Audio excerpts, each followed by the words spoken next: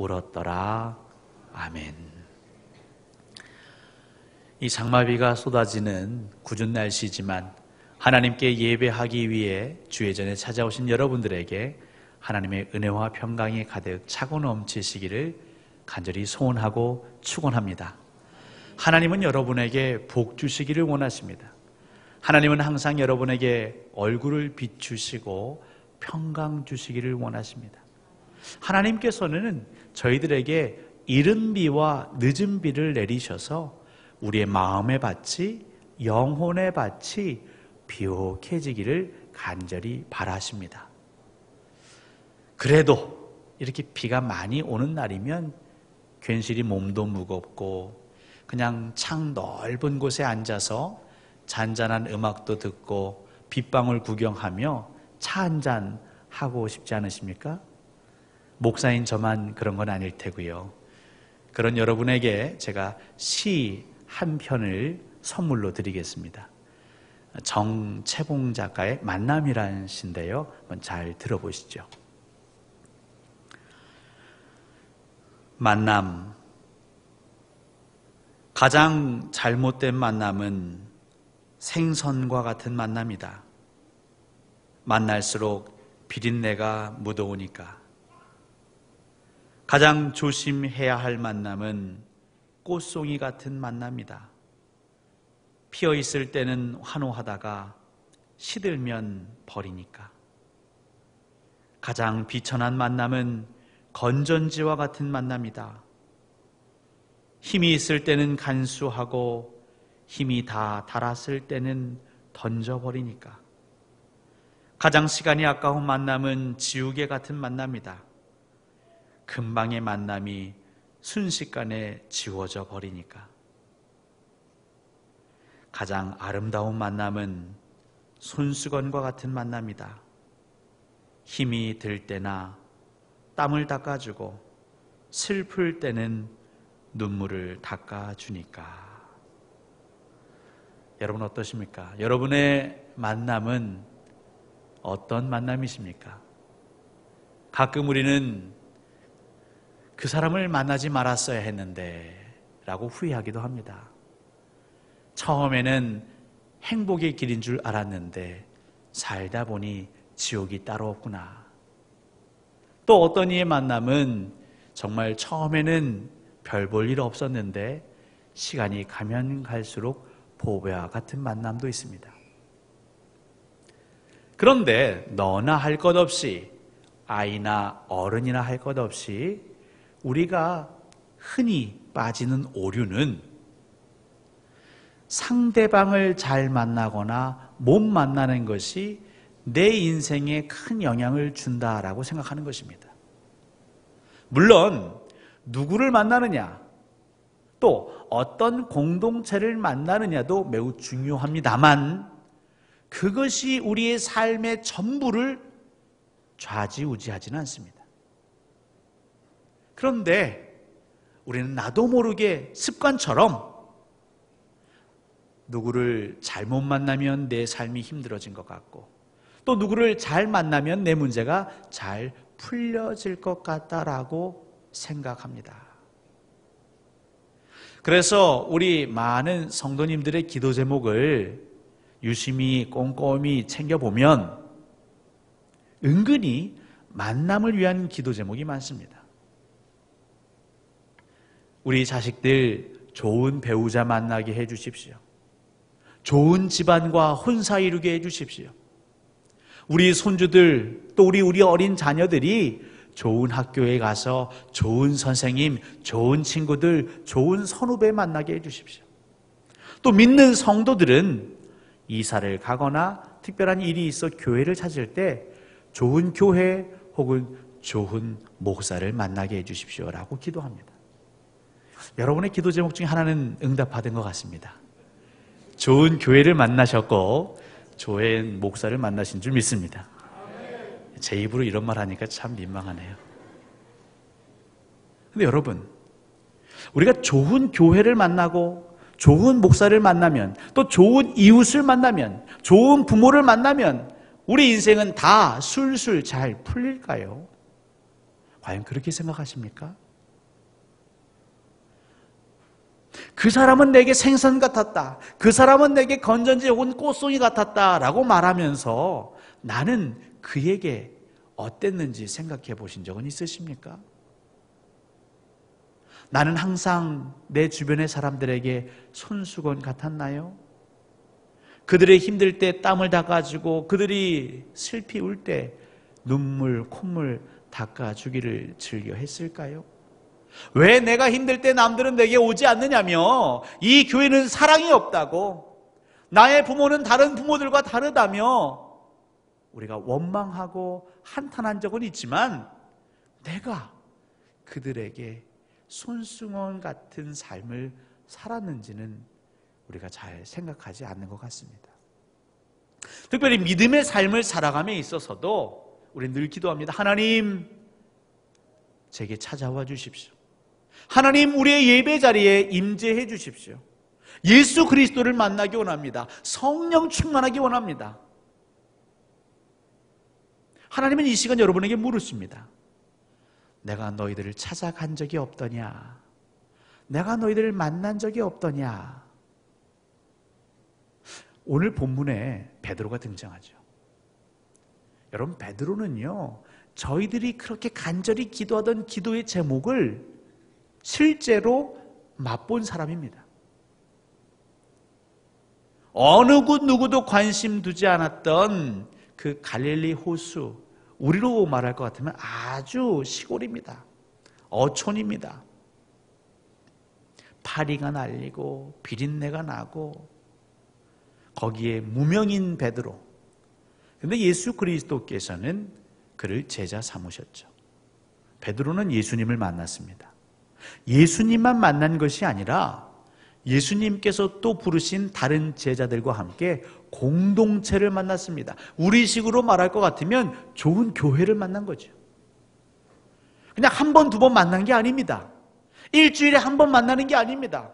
베드로는 아침부터 저녁까지 1년 365일 그렇게 3년을 예수님과 동고동락했습니다. 여러분, 이쯤 되면 그 삶에 여한이 없어야 하지 않을까요? 근데 그런 베드로, 예수님을 만난 베드로, 여러분, 예수님은 그 누구보다 좋은 목자십니다.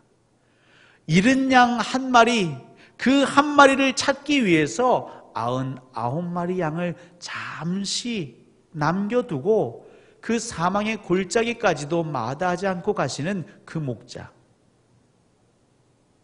그 예수 그리스도와 함께 살아갔던 베드로, 좋은 교회를 만났던 베드로, 심지어 그 교회는 어떤 교회였냐면 설교만 있고 예배만 있는 교회가 아니었습니다. 이적과 기사가 넘쳐나는 교회였습니다. 수천 명이 모여들면 그들에게 가진 것은 물고기 2마리, 떡 5덩어리였지만 그것으로도 먹이고도 12광주리가 남았습니다. 귀신 들린 자들이 그 눈앞에서 쫓겨가는 것을 그들의 집회마다 경험했습니다. 죽어져가는 자가 살아납니다. 앉은뱅이가 일어납니다. 여러분, 정말 성령 하나님이 역동하시는 교회였습니다. 그런 교회에서 신앙생활하던 베드로가 오늘 마가복음 14장 66절에서 72절에는 완전히 다른 모습을 보이고 있죠. 그 모습은 무엇이냐면 예수 그리스도를 부인합니다. 부정합니다.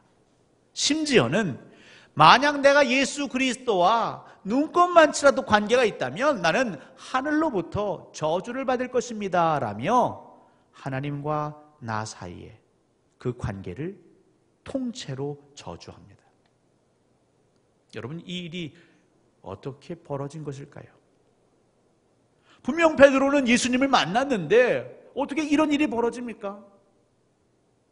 저와 여러분들은 항상 좋은 사람 만나면, 좋은 공동체 만나면 내 삶에 흔들림이 없을 거라 생각되는데 이 베드로라서 그럴까요? 여러분, 베드로를 무시하지 마십시오. 사실 베드로는요, 저와 여러분보다 더 그 열심이 특심입니다. 예수님께 칭찬받기도 여러 번 받았었던 베드로입니다. 예수님을 병사들이 잡으러 올 때 그 옆에 있던 칼을 뽑아서 그 상대방 병사의 귀를 자를 정도로 용맹스럽기도 했었습니다. 대신 잡혀갈 수 있는 위험도 무릅썼다는 거 아니겠습니까? 그랬던 베드로가 한순간에 바뀌어버립니다. 왜 그랬을까요?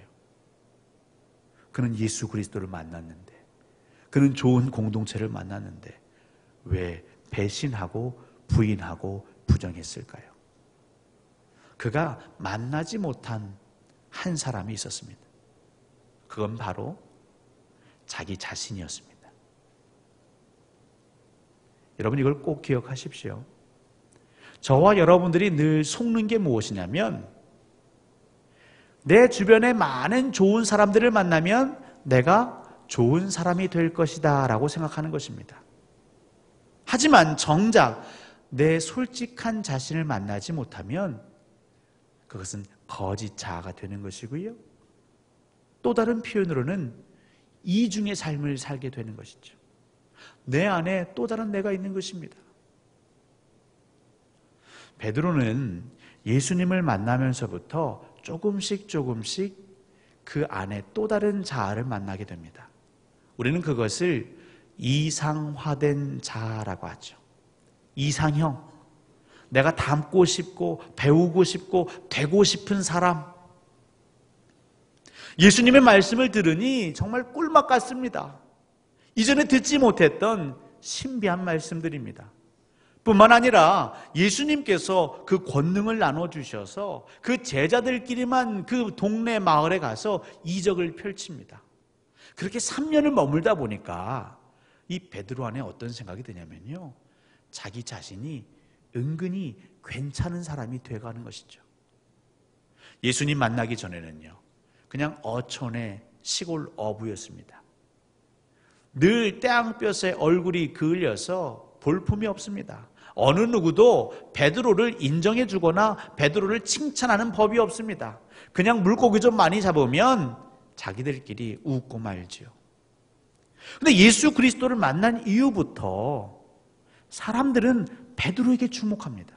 베드로에게 몰려옵니다. 베드로 주변에 사람들이 아주 넘쳐납니다. 엄밀히 말하면 베드로를 보기 위한 게 아니라 예수님을 보기 위해 온 것이죠. 예수님을 만나기 위해 온 것이죠. 하지만 베드로는 예수 그리스도 옆에 있었기 때문에 베드로는 느낍니다. 아, 사람들이 내게로 몰려오는구나. 또 심지어 예수 그리스도의 수제자라고 하니까 예수님을 좀 빨리 만나고 싶은 사람들은 베드로에게 부탁도 했겠죠. 어떻게 부탁했을까요? 그에게 사도라고 부릅니다. 사도님, 사도님. 우리식으로 하면 선생님, 목사님. 아니, 배운 것 없는 일자무식 베드로에게 극존칭을 붙여갑니다. 그렇게 하루 이틀이 지나니까 베드로는 자기 자신이 꽤 근사한 사람이 된 것이냐 착각하기 시작하는 것이죠. 나도 이렇게만 가면 우리 예수님께서 이제 예루살렘 성전에 가서 이 나라를 전복하시기만 하면, 예전에는 볼품없는 어부였지만 이 나라의 큰 자리는 하나 맡아서 떵떵거리며 살겠지. 자기 자신을 계속 부풀리기 시작합니다. 원래 베드로, 배운 것이 없는 다혈질이고 그렇게 적극적인 베드로는 잊혀져 가고 사도요, 권능이 있는 자로 조금씩 그 스스로를 그렇게 채색해 나가기 시작하는 것이죠. 근데 문제는 바로 거기에 있는 것입니다. 베드로는 무능한 자였습니다. 베드로는 무지한 자였습니다. 베드로는 전능자가 아닙니다. 그런데 오늘 예수님께서 잡히신 그 순간 사실 제자들은 다 도망갔다라고 성경은 기록하고 있습니다. 그런데 갑자기 베드로가 그 예수님이 잡혀가신 대제사장의 집 그 뒤뜰에 살며시 나타나죠. 왜 그랬을까요? 다 도망간 제자들 틈 속에서 이런저런 얘기 가운데에, 야, 너 베드로 예수님의 수제자라고 하면서 그럴 수 있느냐? 한번 너라도 가봐라. 지금 무슨 일이 어떻게 벌어지는지 살펴봐야 되지 않겠느냐? 할 수만 있다면 예수님을 건져내야 하지 않겠느냐? 베드로는 그 스스로 조금씩 발걸음을 그 뜰로 옮깁니다. 그리고 그곳에서 글쎄요, 예수님을 건져낼 수 있을 거라 생각했을까요? 하지만 그 기대는 산산이 부서지죠. 사랑하는 성도 여러분, 저와 여러분들이 하나님의 나라를 일으켜 세울 수 있으실 것 같지요? 저와 여러분들이 쓰러져가는 교회들을 우뚝 세우실 수 있으실 것 같지요? 하지만 하나님은 그것을 교만이라고 말씀하십니다. 그런 우리는, 그런 베드로는 자기 자신도 지킬 수가 없습니다. 스스로 큰 자라고 생각하고 그런 착각 속에, 환상 속에, 그런 부풀려진 자아 속에, 거짓 자아 안에서 살아가던 베드로, 누구를 만나냐면 그 대제사장 집에서 일하는 하찮은 여종 만납니다. 여종은 어떠한 힘도 권능도 없습니다. 할 수 있는 건 말하는 것밖에 없죠. 근데 그 여종이 뭐라고 말하냐면, 너 그 예수 그리스도와 함께 어울렸던 도당 아니냐라며 그를 고발하죠. 그 순간 베드로는 어떻게 합니까? 자기 자신을 자기가 지키려고 합니다. 내 목숨을 지키려고 합니다. 내가 내 목숨을 지킬 수 있을 거라 생각했나 봅니다. 그리고 그 방법으로 예수님을 부인합니다. 여러분, 우리는 얼마나 많은 거짓 속에 살아가는지 모릅니다. 여러분이 여러분의 생명을 지키실 수 있으십니까? 여러분이 여러분의 호흡을 1초라도 더 늘리실 수 있다라고 생각하십니까? 그게 바로 거짓 자아입니다. 우리 안에 진짜 자아를 만나면 우리는 무엇을 고백하게 되냐면, 하나님, 저는 한순간도 제 자신을 온전히 지킬 수 없는 그런 무능자입니다. 이걸 고백하게 되죠. 하지만 베드로는 여전히 자기가 꿈꾸는 이상화된 그런 부풀려진 거짓 자아 속에 살아갑니다. 한 번 부인합니다. 두 번 부인합니다.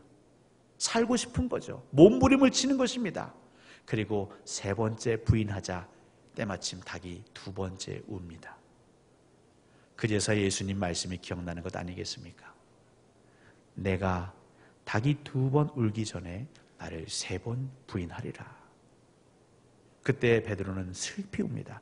여러분, 이때 베드로는 어떤 감정이었을까요? 어떤 마음에서 그렇게 슬피 눈물을 흘리며 통곡했을까요? 바로 로마서 7장의 바울의 고백과 맞닿아 있습니다. 오호라, 나는 곤고한 사람이로다.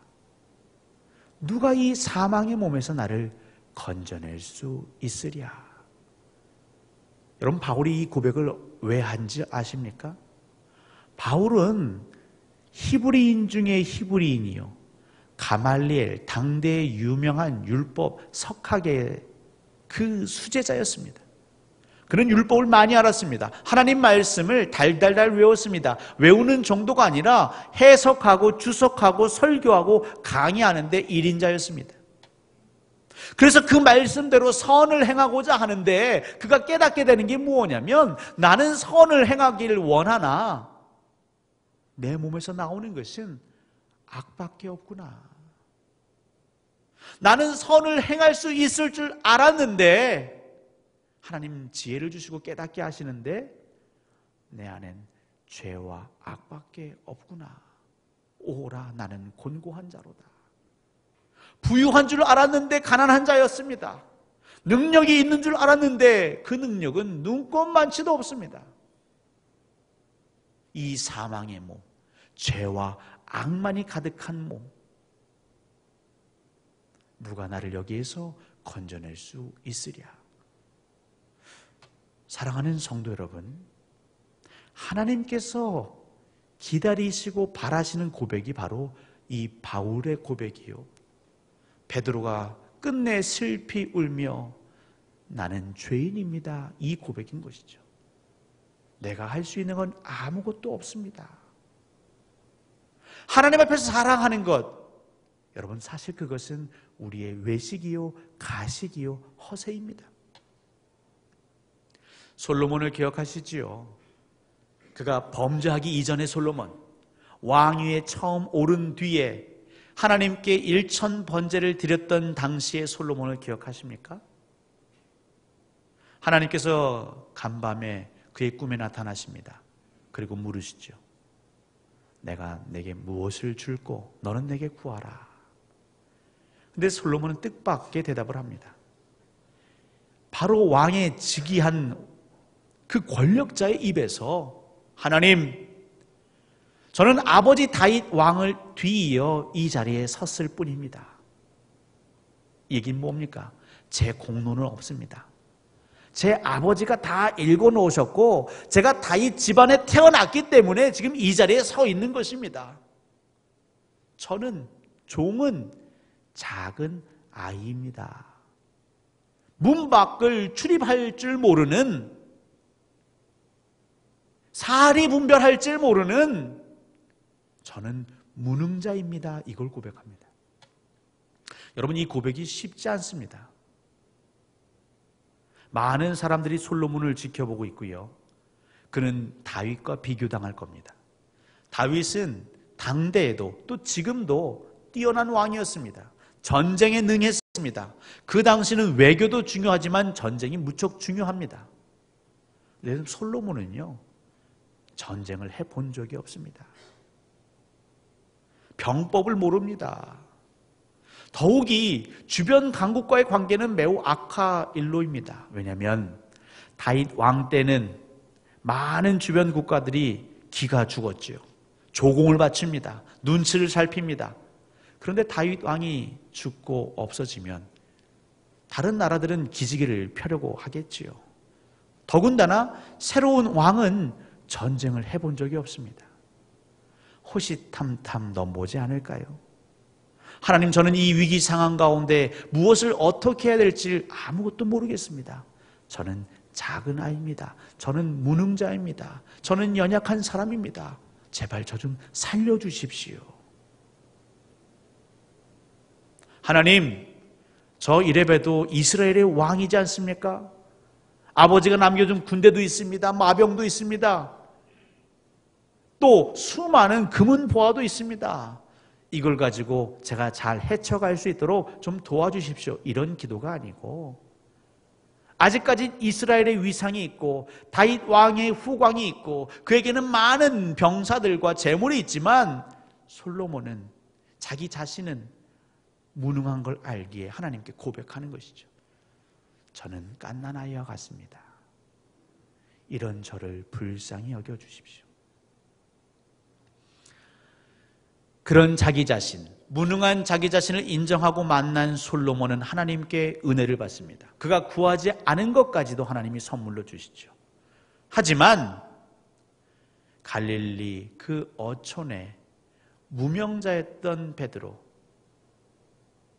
무지하고 무능한 자기 자신을 잊어가고 마치 자신이 큰 인물이 된 양, 그렇게 허황된 삶을, 자기 자신을 인정하지 않는 베드로는 예수님을 만나고 좋은 공동체를 만났으나 결국 예수를 부인하게 된 것입니다. 사랑하는 성도 여러분, 하나님은 저와 여러분에게 은혜 주기를 원하십니다. 그래서 말씀을 주십니다. 이 말씀은 씨앗과 같습니다. 이 씨앗이 좋은 땅에 심겨져야겠죠. 많은 분들은 내 마음은 좋은 땅이라 생각합니다. 과연 그럴까요? 여러분의 마음에 욕심이 없으십니까? 미움은요, 시기, 질투는, 우상 숭배 없으십니까? 내 주변의 다른 사람들의 마음의 밭이 문제가 아니라 정작 문제는 저와 여러분, 우리 스스로의 마음의 밭이 문제인 것입니다. 내 밭에 문제가 있는 걸 아는 사람이 그 밭을 개간하겠지요. 하나님, 제 안에, 제 마음밭 안에 가시덤불이 있었군요. 큰 돌멩이가 있었군요. 그렇게 뽑아내야 좋은 밭이 되겠죠. 여러분의 진짜 모습을 하나님께 아뢰십시오. 일어선 줄 알았는데 또 넘어지는 내 자신을 매일매일 하나님께 아뢰십시오. 그럴 때 비로소 은혜가 가득해지는 것입니다. 죄가 가득한 곳에 은혜가 깊지요. 그 죄란 무엇입니까? 우리의 연약함입니다. 나는 잘한다. 나는 못하는 게 없다. 우린 그렇게 말은 하지 않습니다. 하지만 어떻게 표현합니까? 남들을 향해서 너무나 많이 강하게 질타합니다. 당신은 틀렸다고, 당신은 옳지 못하다고, 그렇게 강하게 말하면 말할수록 그것은 무슨 반증일까요? 내가 옳다라는 반증이죠. 내가 틀림이 없다라는 반증이죠. 하지만 내가 연약하다라고 생각하는 사람, 내게도 약점이 있고 내게도 오류가 있고 내게도 실수가 있다라고 그렇게 느끼고 인정하는 사람은 어떻게 살아갈까요? 신중하게, 조심스럽게, 누구에게 말하기 이전에 하나님께 먼저 구하고, 그렇게 하나님 마음에 감동 주시면 그제서야 건네볼 수 있겠죠. 우리 이렇게 해보면 어떨까요? 사랑하는 성도 여러분, 이 현대는요, 이 많은 사람들이 자기 자신을 못 만나도록 방해하고 있습니다. 진짜 자기 자신을 못 찾아가도록 방해하고 있습니다. 거짓 자아에 속아 살도록 방해하고 있습니다. 예배를 많이 들으면, 좋은 설교를 많이 들으면, 말씀의 내용을 내가 깨달아 알면 마치 내가 좋은 밭이 된 것인 양 착각하며 살게 합니다. 여러분, 그렇지 않습니다. 베드로도 365일 곱하기 3, 그 1000일이 넘는 동안 예수님의 주옥 같은 말씀을 듣고 몸소 살아냈습니다만 진짜 자기 자신을 만나지 못했기에, 죄인임을 깨닫지 못했기에, 늘 넘어지는 자임을 고백하지 못했기에 그는 예수 그리스도를 부인하고 저주하게 된 것입니다. 하나님은 저와 여러분들이 베드로의 길을 걷지 않기를 원하십니다. 어느 누구도 자신할 수 없습니다. 선줄로 생각하십니까? 넘어질까 두려워하십시오. 좋은 목사를, 좋은 교회를 못 만나서 물론 그것도 이유가 될 수 있겠지만 더 중요한 것은 내가 나 자신을, 진짜 내 모습을, 추악하고 냄새나는 내 모습을 만나지 못했기 때문이죠. 아니, 만나기 쉽지 않은 것이죠. 부인하는 것이죠. 하지만 우리 하나님은 미쁘십니다. 자비가 넘치십니다. 우리의 추악하고 연약한 모습을 보고 오호라 나는 곤고한 자로다. 하나님, 저는 비참한 사람입니다. 저는 자랑할 것이 아무것도 없습니다. 그런 고백하는 자에게 은혜를 베풀어 주십니다. 우리에게 필요한 것, 우리가 구하지 않은 것까지도 넘치도록 채워주시는 은혜는 우리 진짜 모습을 만날 때 누릴 수 있는 것입니다. 사랑하는 성도 여러분, 외식하지 마십시오. 근사해 보이는 것, 그게 무슨 의미가 있습니까? 그 순간순간 사람들 앞에서 자랑하는 것, 그게 무슨 유익이 있습니까? 정말 중요할 때에 예수를 부인한다면, 하나님을 부인한다면 지난 세월 신앙의 옷을 입고 살았던 게 무슨 의미가 있겠습니까? 지금 여러분의 있는 모습 그대로 하나님께 고백하십시오. 하나님 그 고백을 기다리고 계시고, 진짜 추악하고 연약하지만 그런 나를 만날 때에 하나님 주시는 은혜가 더 크고 깊을 줄 믿습니다. 우리 광주동산교회에서 예배하는 모든 성도님들, 하나님 앞에서 수치나 부끄러움은 다 내어 던져버리시고 있는 모습 그대로 주 앞에 나아가셔 더 큰 은혜 누리시기를 우리 주 예수 그리스도 이름으로 간절히 소원하고 축원합니다.